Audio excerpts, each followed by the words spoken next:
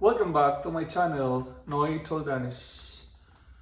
My mother has been asking me to read my poems to her. I've been writing poems since I was a teenager, but I don't, I just forget about them, I just write them on pieces of paper and then forget about them. But when I was in Saudi Arabia, I started writing more because it was lonely being in the middle of the desert out of nowhere. So I started writing more, and my poems are mostly lonely, And then over the years, I started writing when somebody in my family died. So I'm reading my first poem. Yeah, this is the one that my mother has been asking me to read to her. This is my poem back in 2000. My uncle, her youngest brother died here in America. He was on vacation that time, and then he had a heart attack, a massive heart attack, and he died in front of the DMV office because I think he was taking his driving test moments before he died. So this is my point. You drove to your end and remind us, young or old, no one is excused. When God says enough and He wants us in His loving arms, we cannot stop to say no. Any minute, anytime we go.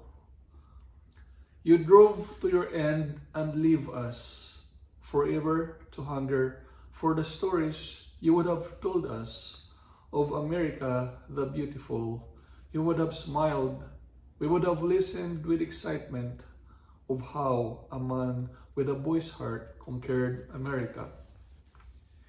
You drove to your end and teach us how we can balance our lives between God, ourselves, and our community, how we can engage in many commitments and yet remain there for our family, the foundation that makes up every society.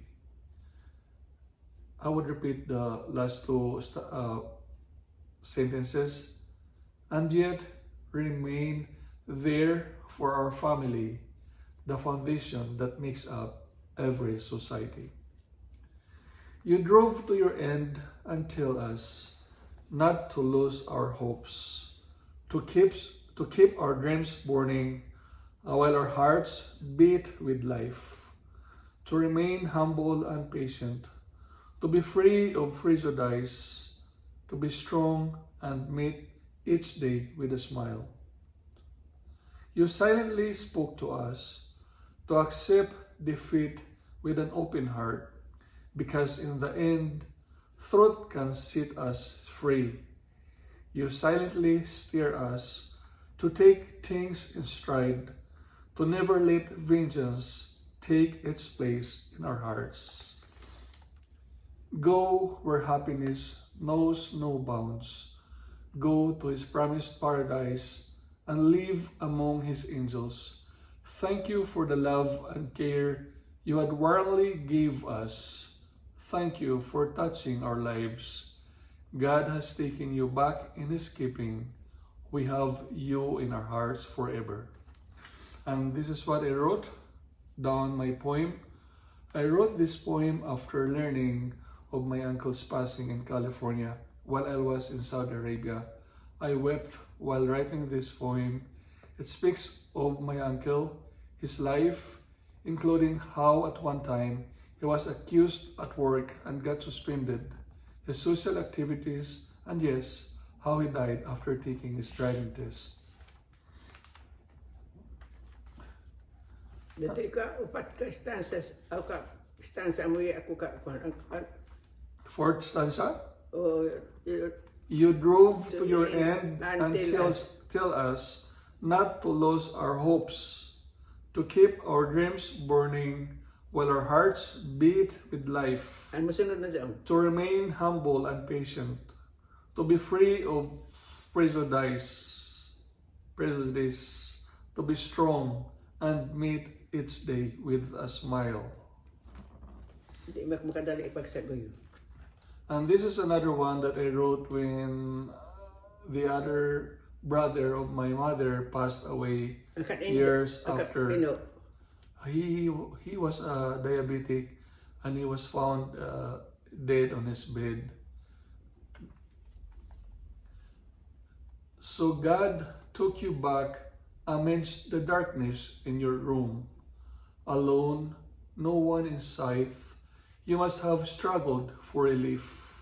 Was it your breathing treatment that you desperately need, or some sugar to treat a hypoglycemic state? Whatever it was or what time, only you could tell. Perhaps in another time, in the afterlife, when we all meet. Your sudden passing left us all so shocked, for we know you always had the spirit to survive. Amidst all the trials you had gone through and through, you always stayed strong with your radiant smiles. We could always see the brightness in your eyes and that face that could easily launch 1,000 sheep. Yeah, my uncle he's a good-looking person. Your caring ways we will now deeply miss. Big or small, you were always there with a ready ear. When we shared to you our own miseries, you may not always give us peace of your mind, but just being there, you helped lighten the blues. You stood tall, commanding respect, a father figure. In the stillness of the night, you left us too fast.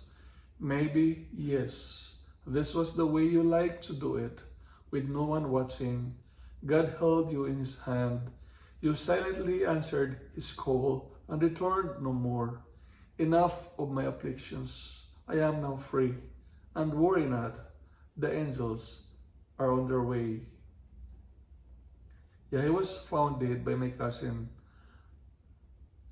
He had diabetes and asthma, and my uncle was very tall, over 6 feet tall, and then he was very good looking, like I said on my poem. And this one here in the United States, one of my coworkers died. He was at his retirement age, but he just lost his wife, so I think he opted to stay longer at work, so he will not be bored at home and just feel lonely. He died just weeks after we went out together. So here's my point. You are gone, but deep in our hearts, you have not truly left. For how could you, when we just saw you come to work early last night, like you always did, without fail, unless when you couldn't sick, you would start cutting your pockets, looking for your courts, if not at your state line, thought of the transfer summaries you are adept at making. Your mailbox speaks for this truth, the transfer summary forms you kept. You are gone, but deep in our hearts you have not truly left. For how could you, when we just heard you talk about your daughter, the bar exams that she easily hurdled? Her wedding was the grandest we ever attended and much.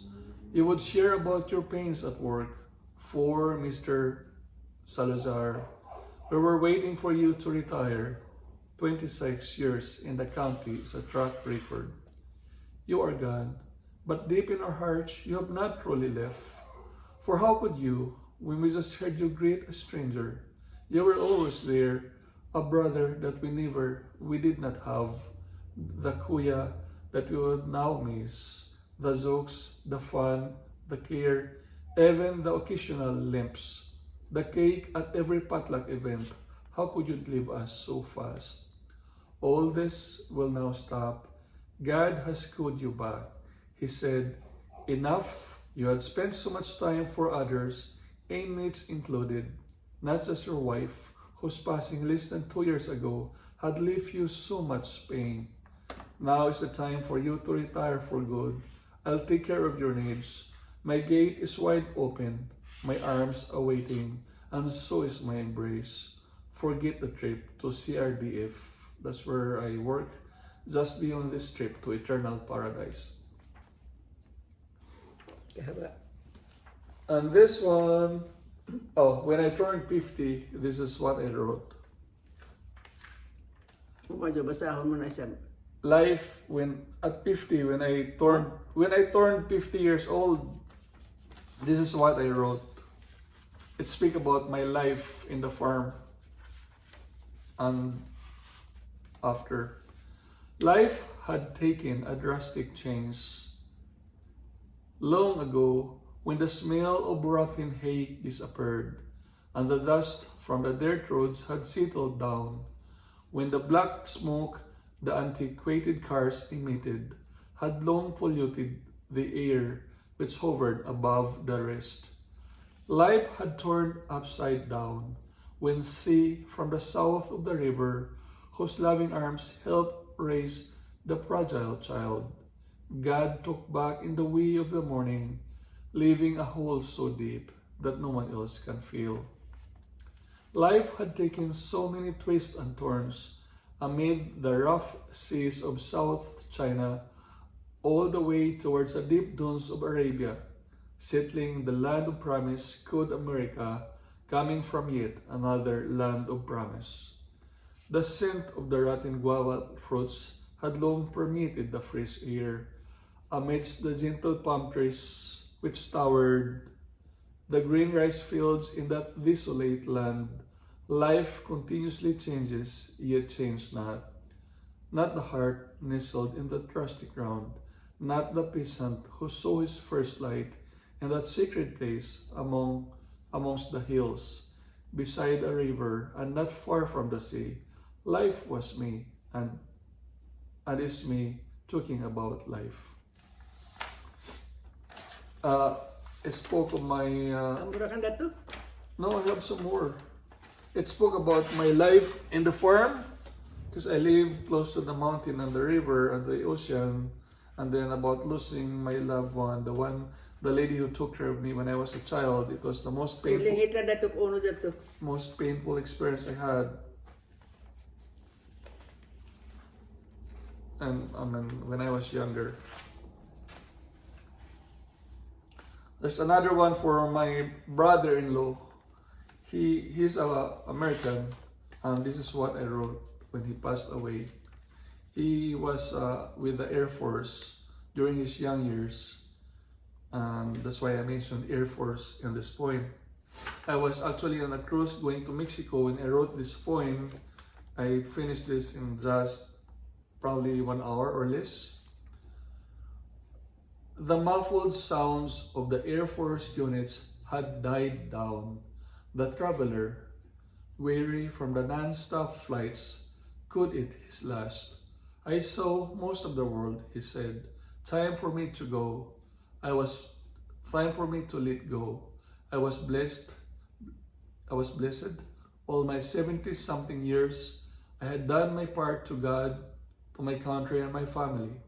And so silently he left before the break of dawn, while no one was watching, not even his dogs. This was the way he dreamed to live, in the comfort of his bed, in his home up above the hills, not too far from the city, where he first saw the light, city of angels, it is known. Up above the hills, with a breathtaking view of the Pacific, he chose to live far from the maddening crowd. He treasured the silence, now and then broken by the barking of his dogs. He was surrounded with love. He could have chosen to live alone, with his sons all grown, but he had much love to share, so Mary, my sister, he did. With her 2 small children, his family expanded. He became a stepfather, and yet a true father. He was good uncle by one, dad by another, Kuya to many, to me, a big brother so dear. No more Harleys, no curfews and all the jazz. No more doctor's visits, no more trips to Hawaii. The altar boy, with his German-Irish roots, grew a Catholic, had been called by his Almighty Father to join his parents and siblings alike. The baby could not say no when he saw signs of his promised paradise with gates wide open. Milka, his dog, her tail began wagging. When he saw her master, his smile brimming. Here I am, dear Lord, your will is done, he uttered. Natul kanyo mo indong ramay ako anong kasaguyong kuhan sa ubos na ako. Di lang anay ko makadugyom.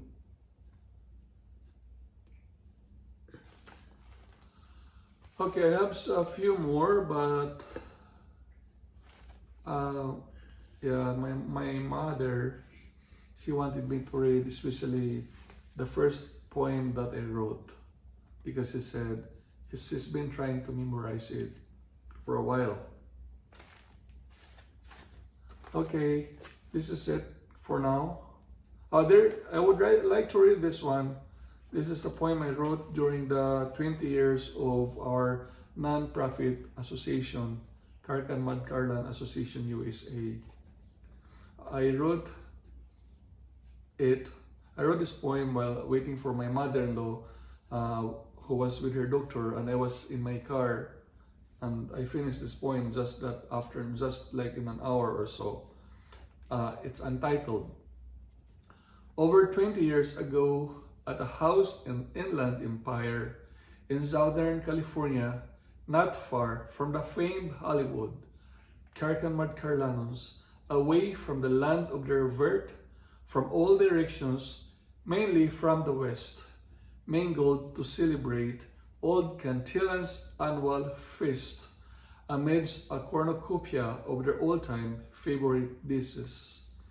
Beneath their longings for camaraderie, the quest for unity beyond the American prairies, amongst local residents from the 5 towns, the association CANTILAN USA was born, hailing its first set of officers in cold December over 20 years ago, long time to remember. Building their strength from thoughts of home, away from the sun-kissed islands where they came, they crossed the oceans and took the skies. They listened to their hearts and brought their smiles. They leapt from one continent to another to the boondocks that are home, place like no other. Together they had soothed many school children, given them books, crayola, and pencils even. They had thrown balls to numerous courts, across the 5 towns, along hills and paddies. They brought hopes and smiles to the downtrodden, food to the table when disaster struck all so sudden.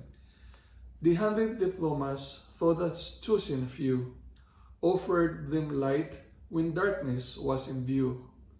They helped treat the sick or diagnose an ailment. There, when young boys celebrated their passage to manhood, amongst them, they touched the hearts of those grieving, reminding one and all there is beauty in giving. Abi ko kan sayong dito. Ilagan kan mama mo, MC Nuyat. I also wrote a Kaya poem hipos dito pagdasaw. when my father-in-law and my mother-in-law died. I also wrote poems for in honor of them. And then recently, I also wrote one for my dad. He died 4 months ago. Hipos. So, can I? Oh? Okay, so I because my mom has been asking me to read these poems. Dito kan iyo mo indong kay To hear. dato kanon kasud. Okay, so thank you for watching. God Tawagin bless. isa